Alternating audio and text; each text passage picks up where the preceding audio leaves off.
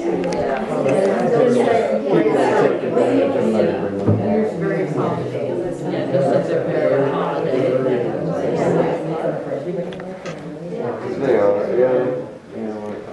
afternoon, everyone. I'm and welcome to our lecture with Jennifer Booher on the design and construction of St. Edward's Convent, the former home of the Bar Harbor Historical Society. Before I introduce Jennifer, I want to acknowledge that we are in the homeland of Wabanaki nations. We extend our respect and gratitude to Wabanaki peoples and their ancestors, and we recognize their rich histories and living cultures. I also want to let you know that if you are not already a member of the museum, please consider joining. Benefits include free admission to the museum, advance notice of special programs, invitation to member-only events, and other benefits as well. And please check our website and our Facebook page for upcoming programs. Our next lecture will be on Thursday, June 30th, the history of Bar Island with our historian Debbie Dyer, and then on Thursday, July 7th, the history of classical music on Mount Desert Island with David Chilcrit. Our speaker this afternoon is Jennifer Booher, an artist and photographer based in Bar Harbor, currently at work on a book about stained glass windows of Mount Desert Island. Since 2015, she has been a resident artist with Acadia National Park, and since 2018, an artist in residence with the Mount Desert Island Historical Society. She received her Bachelor of Arts in Art History from Vassar College and her master's degree in Landscape Architecture and Historic Preservation from the University of Virginia. So now silence your cell phones and join me in welcoming Jennifer Booher.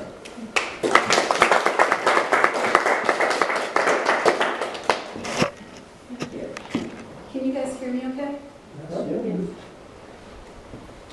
So, St. Edward's Convent, designed by Milton Stratton and completed in 1917, was commissioned by Louise Drexel Morrell of Philadelphia, with St. Edward's School, which you can just see down the back right there.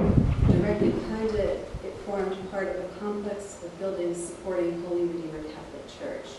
Both buildings are now residential.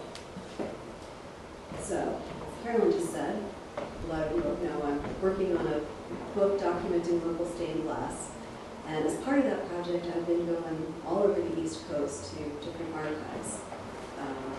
And while I was researching stained glass at St. Edward's, I tracked Mrs. Morrell's papers to the Catholic Historical Research Center of the Archdiocese of Philadelphia. Isn't that a mouthful? So I spent 3 days there, courtesy of a grant from the Maine Arts Commission. I did go through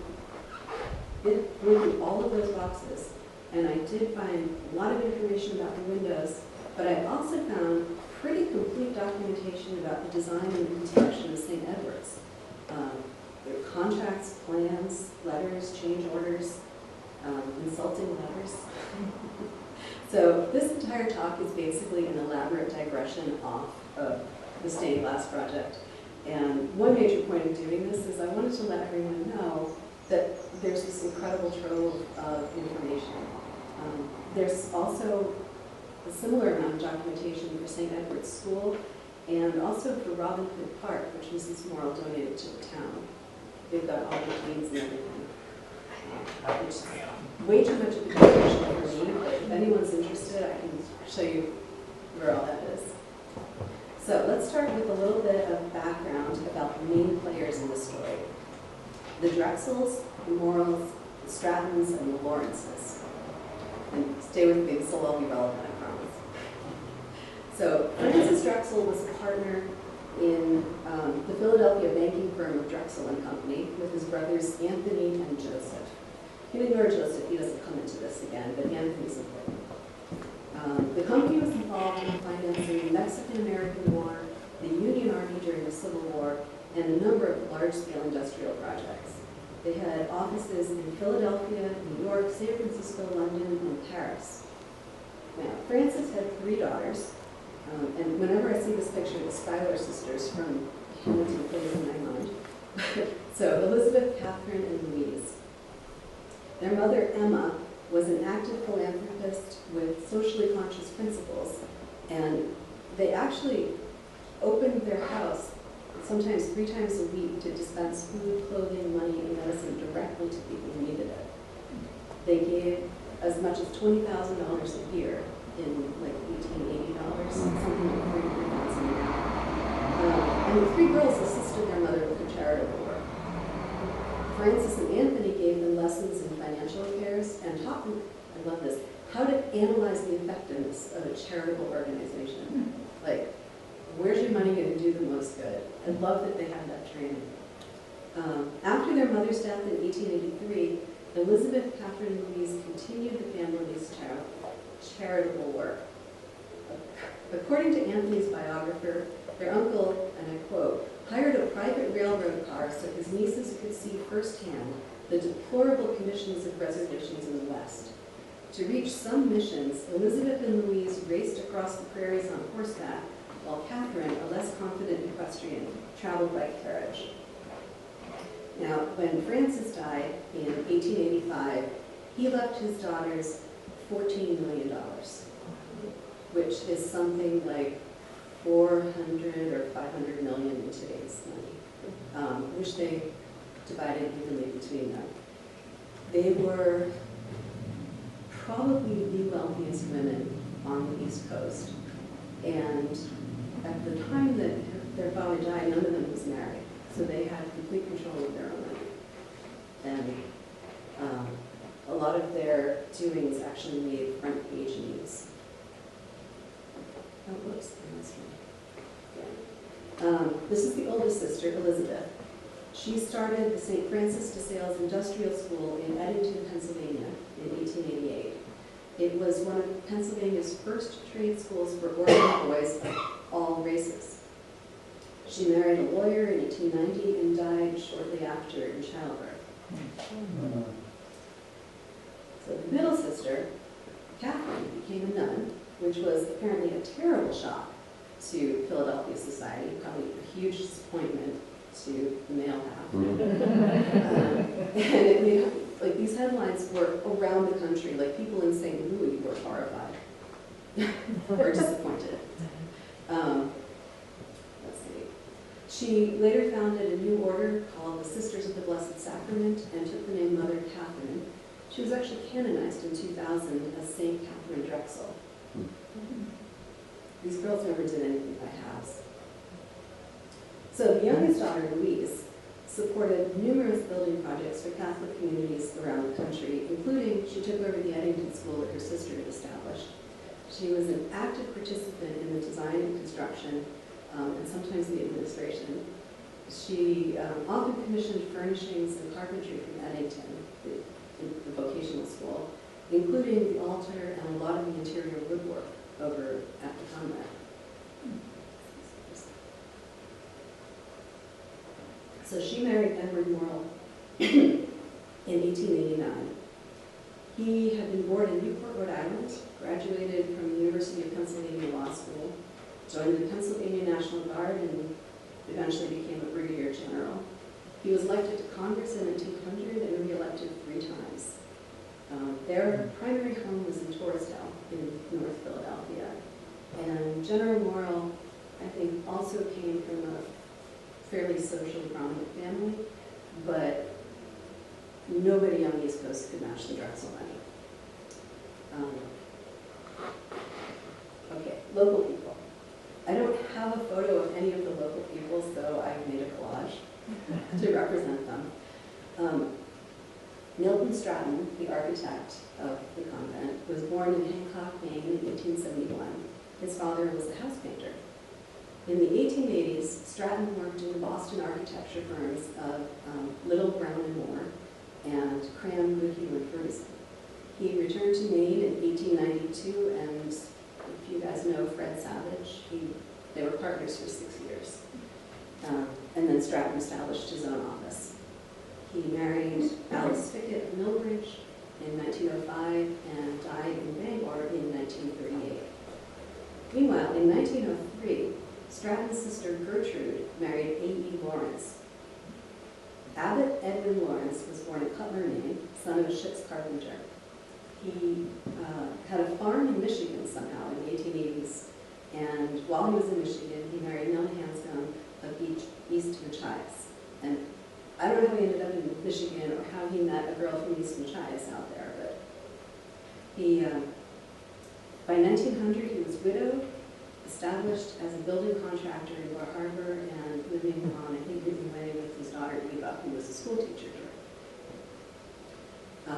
Lawrence was the general contractor for several of Stratton's projects, including the Convent, and actually designed some stuff here on his own. He actually designed St. Edward's School. And by the end of his life, he was a pillar of the community. He was one of the directors of Bar Harbor Bank and Trust, and he had a 3-column obituary, which is not bad for the son of a house painter from Hancock. Okay. In 1895 and 1896, the Morrells rented Thurlstane, which was up on top of Hamilton Hill, kind of looking out over the town. That we probably can't read it, but the postcard at the top says it's the view from General Morrell's tower. That's a nice view. And then they bought the property in 1897. The Bar Harbor Record noted that a crew of carpenters under the charge of A.E. Lawrence has been busy including on that. Okay, the last person in the correspondence, again, no photo. James Jordan Jr. was General Morrell's private secretary, and he continued to assist Mrs. Morrell after the general's death. Philadelphia directories list him as the secretary and treasurer for the Upper Delaware River Transportation Company, of which Edward Morrell was president. Jordan was also an officer of the Philadelphia Horse Show, as was Edward Morrell, who took horse racing very seriously. Jordan is mentioned in a lot of Philadelphia social columns, and he served on the Philadelphia Republican Campaign Committee. So it kind of feels like he ran in the same social circles as the Morrells, even if he wasn't like at the same economic level. Okay, that's all like the characters that are going to come into this. So the building. In 1914, A. Lawrence had designed and built St. Edward's School for the Morrells. And at that time, the sisters who ran the school lived in a house on Ledgelawn, owned by Celestia Morse. I love that name. And everyone referred to it as the Convent, which gets really confusing. Yeah, so Lawrence did what appeared to be extremely extensive renovations to that building. And there's like all this paperwork referring to the new chapel, which, you know, after going through it carefully and making lots of notes, I realized I was talking about the house and not the convent. But as best I can tell, any references to the convent prior to 1916 are talking about Mrs. Morse's house and not the brick building. And it's even like drawings and documents that are being drawn up at the same time, they still refer to it as the convent. And I gotta tell you guys, this is right up there with people who name their children after themselves. Like, as a historian's nightmare, give your kids a different middle name, okay? And also change the name of your houses. So it appears there was a house on the property already. And there's this hilarious back and forth where Thomas Searles, the cashier at the First National Bank in Bar Harbor, bought the house and was trying to move it. By September 27th, they had detached it and loaded it. It got stuck halfway out into the road, and it took them until the end of October to get it out of the way. Yeah, on Ledgelawn. So this is a bit of a digression, but as I read through all these letters and telegrams, like these little references to like the larger world kept cropping up, like shortage of iron, or people suddenly going to France, And I tried to kind of get a sense of the context, and this is basically the outbreak of World War I in Europe. While they were designing St. Edward's School, the Archduke of Austria-Hungary was assassinated. Just after school was finished, Lusitania was torpedoed. While they're negotiating purchasing the lot, the Battle of Verdun, the Easter Rising in Ireland, and the Arab revolt against the Ottoman Empire began. And by the time Thomas Searles tried to move the house, the Battle of the Somme had begun. So when Jard mentions the uncertainty of the times, he's understating severely. Meanwhile, the building is starting to take shape, or the design rather. This is Mrs. Morrell's outline of her ideas for what the building program should be. There's a note in the corner that reads, "Original sketches for architect to formulate plans from." And then I think this is James Jardine sort of working out the dimensions for Mrs. Morrell's program. And then Milton Stratton gets to translate that into a functional design for a real building. And I'm pretty sure these are not the final copy of the plans because there's whiteout all over them. And it looks like they did a lot of rearranging of that floor plan. That's the third floor. Oh, I forgot to point out, even in this early stage, there's both a music room and a violin room. I was like, did we not consider violins in this? Sorry, Michelle.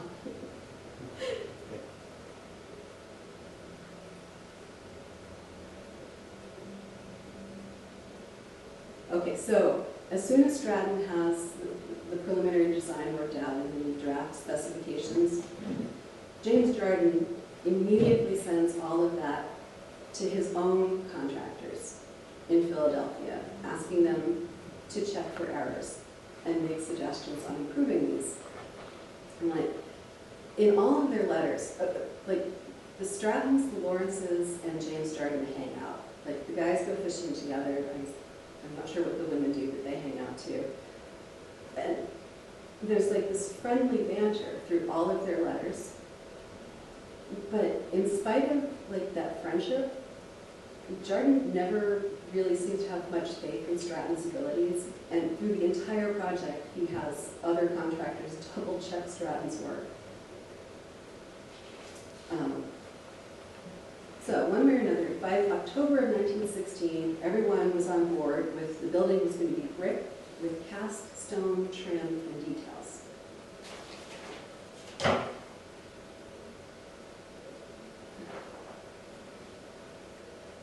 missed something, sorry.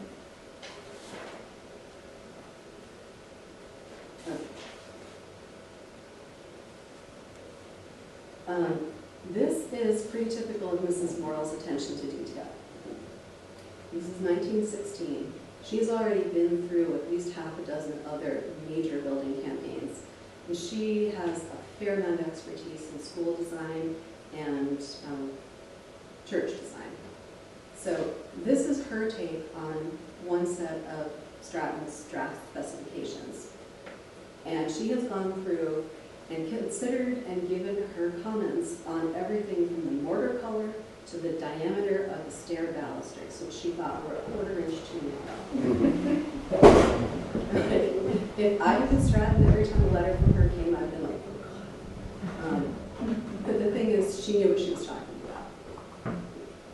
She just had so much experience, and for every one of her opinions, like there's a paragraph with a lie. But one of my favorite pieces here is, you probably can't read this, down in the bottom left, she says, copper's too expensive, and iron conductors have worked just fine at Earlstein, so, quote, I have decided to have iron conductors used on the building. Stratton protests and says copper is more efficient. And she says, as I wrote you, in view of our very satisfactory experience with iron conductors at Earlstein, I have decided to use iron instead of copper. Which part of? Exactly. So, the first major kerfuffle of the project, November 1916, Shea Brothers, the masonry contractor, notified Stratton their masons have demanded a wage increase, so their estimate is going to increase by $675. Now, this is the second time they have arbitrarily raised their price, and Mrs. Morrell is livid. She sends a telegram to Stratton telling him to find another mason now. Then Lawrence follows that up with the news that the carpenters are also demanding a wage increase, so his estimate is going up by $400. But this is the first time he's pulled out, so she's not angry with him. There's telegrams and letters flying back and forth between everyone. Lawrence and Stratton try to explain. Lawrence writes to Jardine that the demands might look arbitrary on the face of it, but in fact, they couldn't be sure enough of anything to order supplies in advance and protect themselves. Because, like, if they had ordered the artificial stone cast specifically for this building, and then Mrs. Morrell or the architect changed their minds, they would have been out. You know, that would have been a complete loss for them. And the architect had also specified a particular kind of brick, which more expensive than the usual face brick, and the same thing. If anything had changed, they'd be out of luck. And of course, this is November. Brick kilns are about to stop firing, and the river is about to freeze over. So everyone is under tremendous pressure to get things decided. Jardine calls the Shea Brothers pikers. I had to look that one up. Eventually, Shea goes to Philadelphia himself to talk directly to Mrs. Morrell, and apparently he grumbled enough. She forgave him, signed the contract, and I think she felt like if she ever wanted to get this thing built, she needed somebody to get to work. There's a letter from Jardine to Mrs. Morrell, and he says that he met with Lawrence and Shea to review the contracts and the specs, and I quote, "When Lawrence was here, he told me that Shea returned to Bar Harbor very well satisfied and felt that his trip was worthwhile since a perfect understanding was arrived at. In addition, Shea reported to Stratton that he was nicely entertained and had a good time. I understand even Stratton was pleased with the result, so I do not think Shea told him everything that was sent to him. From Lawrence's conversation with me, I am satisfied he feels all the trouble was caused by Stratton, not for one moment stopping to consider cost, feeling he would be able to have all his ideas adopted in the end. In the end, he had to be disappointed. Mrs. Lawrence inadvertently remarked that she heard you wanted everything of the very finest and were surprised at the cost, and in the next breath spoke of architects wanting to build monuments for themselves and said the convent was to be Stratton's. And this is even more awkward if you remember. Mrs. Lawrence is Milton Stratton's sister, Gertrude. I mean, foot in mouth. Okay, the second really funny dust-up is copper nails. In December of 1916, Mrs. Morrell went through some of the specifications and pointed out that in the middle of them, copper nails were specified for the slate roof, and in the end of them, from the nail company, saying that the copper nails have been lost in transit. And then there's all these telegrams go flying back and forth, and you can see these guys going.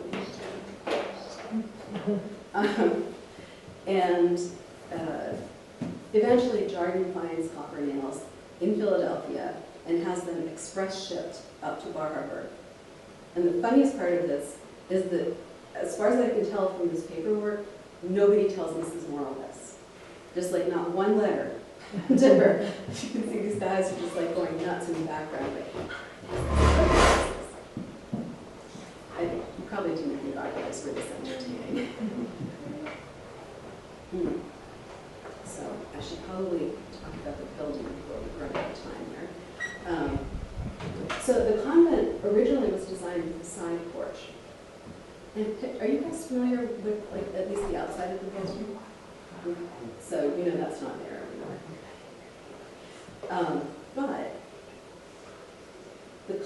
lines that attached it to the side are still there. Like the one right beside the gutter here, it's still just sort of floating up against the building. It's lost its capital.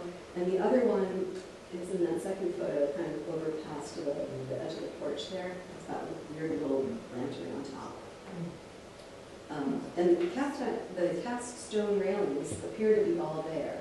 They've been moved. They're not, the porch has been shortened, and one section of the cast stone railing is now randomly at the end of the driveway. But they're all there.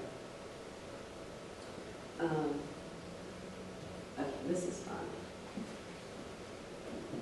In 1917, Stratton proposes that a small window between the chapel and the adjoining room be hidden in the wainscot.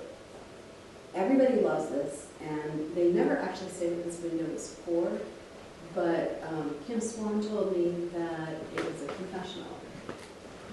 And what's so charming about it is that when the panel is closed, it's completely invisible from inside the chapel. On the left, it's closed, and on the right, it's a little tiny white square. That's what happens when you open it. You see right into the other room.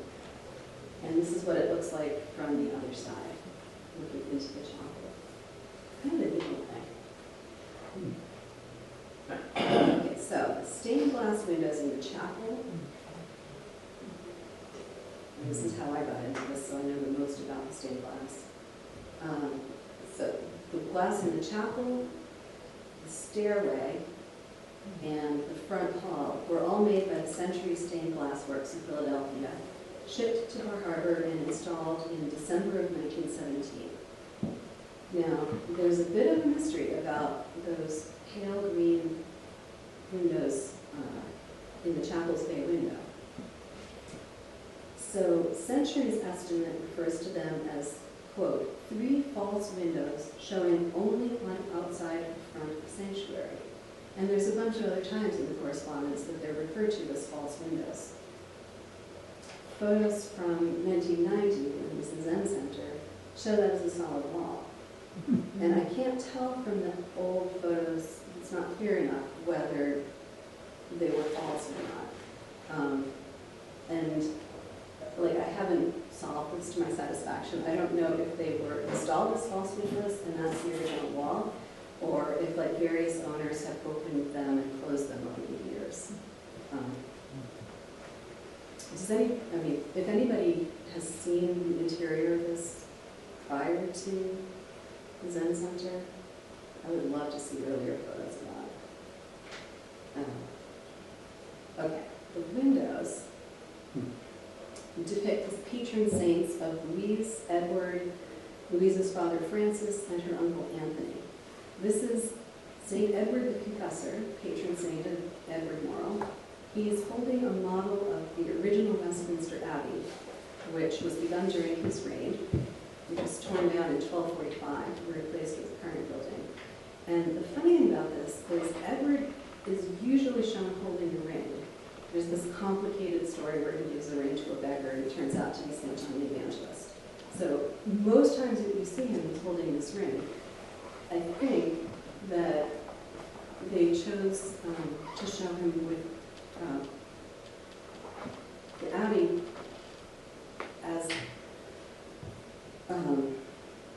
as a nod to their roles as architectural patrons, because they also chose St. Louis. This is King Louis IX of France, and he is holding the crown of thorns because he bought it from the Emperor of Constantinople, as one does, and he built Sainte-Chapelle in Paris to house it. So he is also known as an architectural patron. Okay, this is kind of funky. That is Louise's father, Francis, and his patron saint was Francis de Sales, who is the center back here. But the window really looks like St. Francis of Assisi. And he's in a pose, like on the right, St. Francis Xavier. And like with all these Francises to choose from, when I first saw this, I kind of thought, the glass company had made a mistake. Like, just everyone wants St. Francis of Assisi, right? But there's a sketch by Mrs. Morrell and a letter discussing where she wants this window placed. So I still can't figure it out. I mean, there are industrial schools and other buildings named Frances de Sales in honor of her father. So I don't know why we have Frances of Assisi here.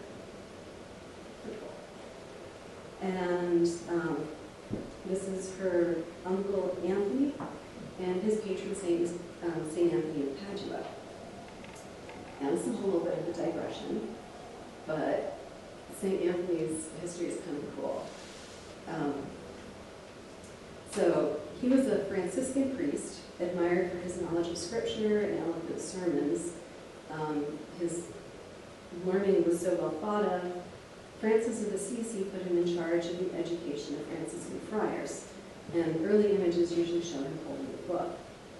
Then, in the 16th century, the story springs up where he sees a vision of the Christ child, and they start showing him with a little tiny Christ on the book, and then the child gets larger and larger, and eventually you just have a child.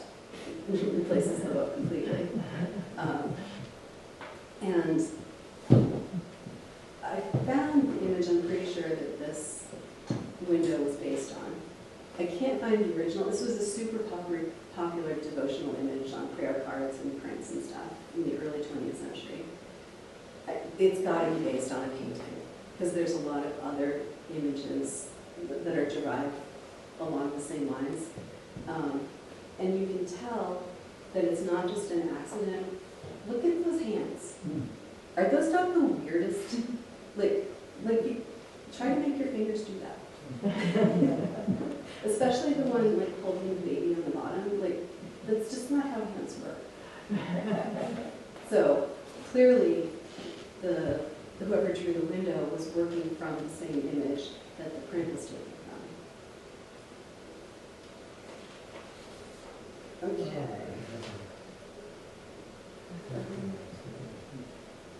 I'm going to close with the two final letters in Mrs. Morrell's files about the convent. On the left is her last letter to Stratton about the convent, which I would sum up as, "This project has been a hot mess, and I'm amazed that you ever managed to finish. But the building turned out really well, and I'm very happy." And on the right, Stratton's response, along the lines of, "Thank you for the check, and I am extremely relieved that you like the building." Does anyone have questions? Or? What was the motivation for building it there? And was there an inspiration from the nun in this process?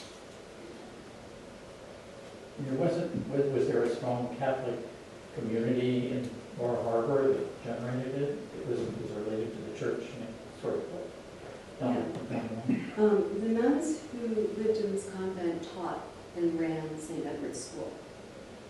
And before this was built, they lived in a house, which was called the convent. And I guess they needed more space and more formal living area. Yes. How many nuns did a convent house, and when did the last nuns leave? I think there were usually about 5 women living there, but it varied. They had accommodations for up to 10. And when I say accommodations, we're talking like just big enough for a bed and maybe a bureau. The current owners have opened it up a lot. And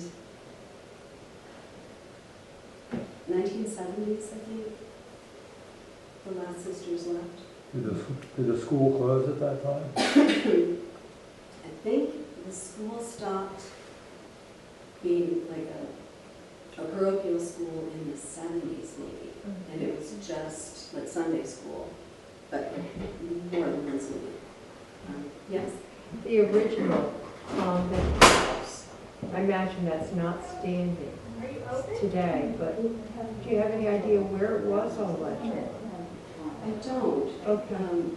The way to figure it out would be to track Celestia Morse. Okay. Just big old assessment records. Yeah. And most of that is actually online.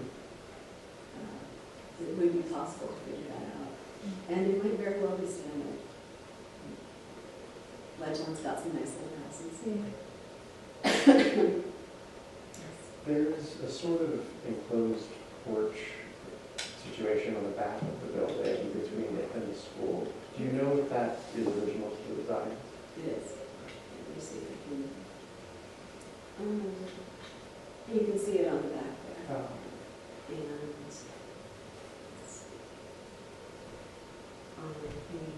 And it's been changed. I'm pretty sure that it was originally more open and now it's been, like, the spaces between the columns have been filled in more. But, yeah, it is original. You know, the Drexels continue to support this. They did. Mrs. Drexel established a fund in the 30s, I think. No, maybe the 20s. And it was dependent on St. Edward's School continuing as a parochial school. So there was this period in the 50s where in these archives there's a series of letters back and forth between the fund administrators and the diocese like, are you actually a school? Because if you're not a school anymore, we're going to stop sending you money. And eventually the diocese did acknowledge that it was no longer functioning as a school and then that the convent had closed. Did Mother Drexel fund any of the indigenous people from Maine? She had a lot to do with Native Americans and schooling them. Did she have a presence here with the indigenous people in Maine? I don't know. So, by the terms of their father's will, when she took orders, her share of the inheritance went to her sisters. She did have a pretty sizable fortune from her mother, which she continued to control. I had the impression that most of her works were concentrated in the West, but I couldn't say for sure whether she did anything. Yes? Seems like 1,000 years ago, a person some folks may remember in this room, Reverend Ed Garrett, who was associated with St. Saviour's Church, told me that several of the portraits in the chapel glass were actually images of the senior Morrells. I don't know what he based that on, but that's what he told me. I think that may have been a misinterpretation of the images being their patron saints, because if you look at, they don't actually look anything like, so that's Louise and Edward.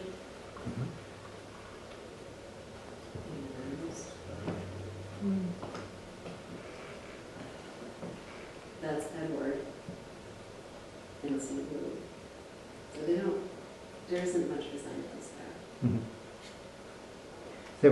There are no portraits of women in the chapel. I couldn't remember. There are not. Oh. Did the Drexel family have a cottage on Mount Desert? They did. It was They were called part of Thurlstein. the, It was up on Hamilton Hill. oh, that was Thorl. Thurlstein.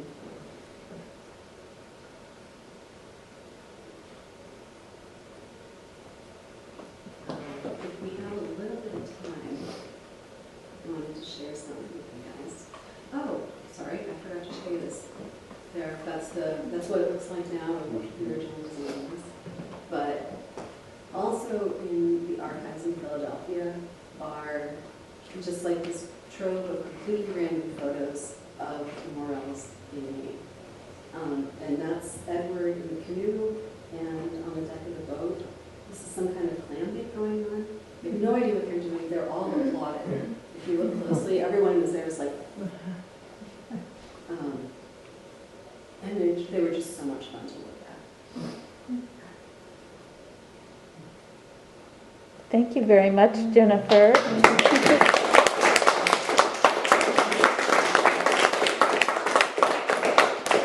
We welcome everyone to stay for some refreshments, and if you have any other questions of Jennifer, I'm sure she'd be happy to answer them as we mingle. So thank you very much for coming this afternoon. Thank you.